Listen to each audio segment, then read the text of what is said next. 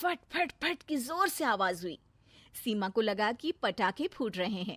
वो डर के मारे घर से बाहर निकली। देखा तो सामने योगेश यानी कि पतिदेव एक बुलेट बाइक पर बैठे हैं। अरे डर गई क्या? बाइक लेकर आया हूँ तुम्हें घुमाने के लिए। सच में? मुझे लगा पटाखे फूट रहे हैं। अरे पटाखे भी फूटेंगे और मिठाई भी बटेगी। माँ को तो बुलाओ। माँ भी बाहर आ जाती है। अरे योगेश बेटा, इतनी जल्दी आ गया? और ये गाड़ी किसकी है? साहब की है? हाँ माँ, तुम्हारा बेटा साहब से कम है क्या? मेरी ही है। अरे बेटा, इतनी बड़ी गाड़ी ले ली, इससे तो तू घोड़ा ही ले लेता। महंगी पड़ी होगी ना? माँ महंगी सस्ती छोड़ो और मिठाई लाया हूँ, गांव में बंटवा दो। अरे बंटवा क्यों दो? पीछे बैठो, गांव में बांट कर आते हैं। सब खुश थे। योगेश गांव के बाहर एक कोयले की खदान में मजदूरी करता था। मेहनत और अकल से उसने वहां ठेकेदारी का काम सीख लिया और सूझबूझ से ठीक ठाक पैसा बनाने लगा। गांव में बात फैल गई कि योगेश के घर धमाका गाड़ी आई है। ऐसी गाड़ी पहले कभी किसी ने गांव में तो देखी नहीं थी। योगेश और माँ गाड़ी से वापस घर आ जाते हैं। बेटा, बाबूजी ऊपर से देख रहे होंगे और आशीर्वाद भी दे रहे होंगे तुझे।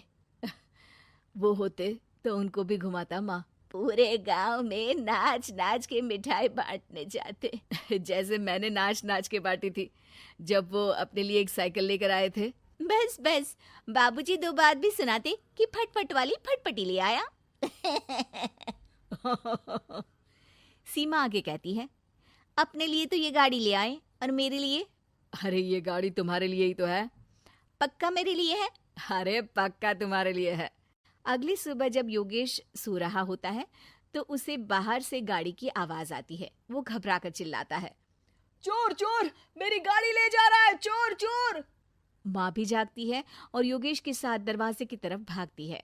जैसे ही दोनों बाहर निकलते हैं तो देखते हैं कि सीमा गाड़ी चला रही है। अरे बहू, नाक कटवाओगी क्या? ये क्या कर रही हो? अरे गिर जाओगी, ये क्या कर रही हो तुम?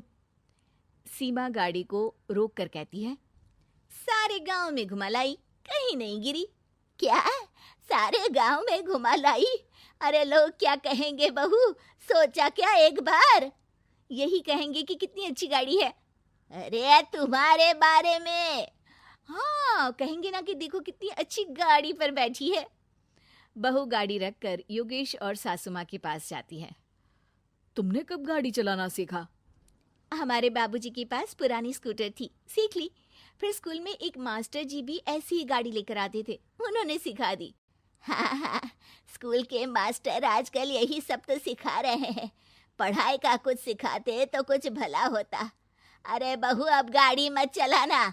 हमारे परिवार में कभी किसी औरत ने पीछे से आगे की सीट पे आने की हिम्मत नहीं की है। तुम भी मत करना, समझी? जी समझ गई माँ जी। सीमा सास की बात सुनकर चुपचाप रसोई में जाकर उदास होकर खाना पकाने लगती है। सास सुबह सुबह मंदिर से पूजा करके लौट रही होती है। तभी उसे दो औरतें रोक लेती हैं और कहती हैं, अरे बहू को थोड़े अच्छे लक्षण भी सिखा दो। गाड़ी चलाने निकली थी, गांव की मर्यादा का कोई ख्याल नहीं है। वही तो। अरे पैसे आने लगे हैं तो क्या मतलब कि किसी रीति रिवाज को नहीं मानोगे? अरे समाज में रहना है तो समाज के ढंग से ही रहना पड़ता है। अरे लाज भी नहीं आई बहू को? चूल्हे चौके से निकलकर सीधे गाड़ी लेकर चौराहे चबूतरे नाप लिए, फट फट फट करते हुए। अरे कुछ कह देना उसे। अरे ये क्या कहेगी? बूढ़ी सास है, इनकी थोड़ी ना चलती होगी घर में। हाँ, बहू की ही चलती होगी, मर्जी भी और गाड़ी भी। सास सब सुनकर घर आती है और बहू को चिल्ला के बुलाती है, अरे नाक कटवा दी सबके सामने गाड़ी चलाकर। औरत जात गाड़ी नहीं चलाती। शहरों में तो 4 पहियों वाली गाड़ी भी चलाती हैं और हेलीकॉप्टर, हवाई जहाज भी। शहर में थोड़ी ना रहती हो मैडम साहिबा। आज के बाद गाड़ी से ही नहीं, यूं भी निकलना बंद तुम्हारा घर से। माँ सही कह रही है, कहीं भी जाना हो तो मुझे बता देना, मैं लेकर चलूंगा।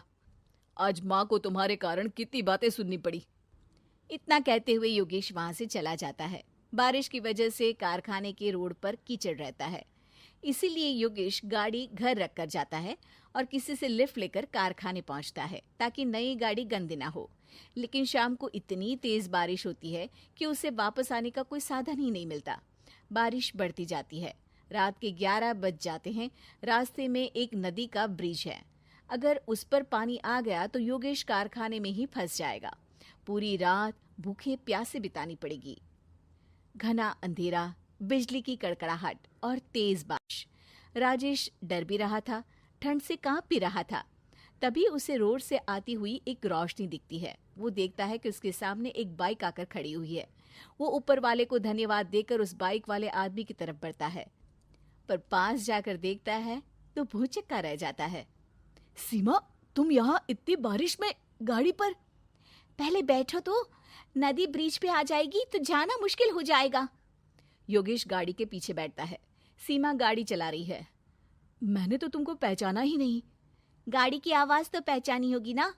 अरे पर मुझे नहीं पता था कि तुम आओगी। अच्छा किया कि तुम आ गई। माँ नहीं आने दे रही थी, पर हमेशा पति पत्नी की रक्षा थोड़ी ना करेगा, पत्नी को भी तो करनी चाहिए। योगेश को सुबह अपने किए पर पछतावा होता है। उसकी आंख में आंसू आ गए जो बारिश की बूंदों में बह गए थे। उसके बाद सीमा